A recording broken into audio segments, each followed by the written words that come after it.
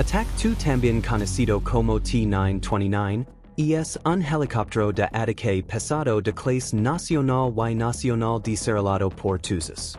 ATAK 2, que puede usarse con dos pilotos, está diseñado para adaptarse a las operaciones militares modernas con sus avanzados sistemas de guerra electrónica y equipo de armas más poderoso.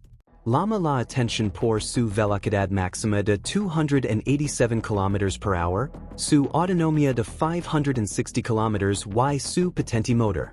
Tiene un peso de 10 toneladas y una capacidad de munición de 1,200 kg.